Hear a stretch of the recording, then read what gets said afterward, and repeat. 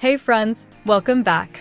In this video, I'll show you how to fix the issue where Steam is not launching, even though it is running in the background. Let's start with the first fix.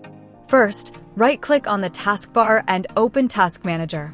Go to the Details tab. In the search box, type Steam. Now, right-click on every Steam process you see and select End Task. Make sure all Steam processes are closed. Then, close Task Manager. Next, click on the Start menu, type CMD, and choose Run as Administrator.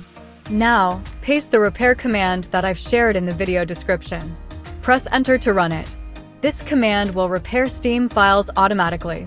Once the process is complete, relaunch Steam and check if it opens. Important note: if Steam is installed on a different drive, make sure you change the path in the command before running it. If Steam still does not launch, try this simple trick. Unplug your controller or any extra input device, except your mouse and keyboard. Now, launch Steam again. Once Steam opens successfully, you can plug your controller back in. That's it. Your Steam should now launch normally. If this video helped you, please subscribe and turn on notifications.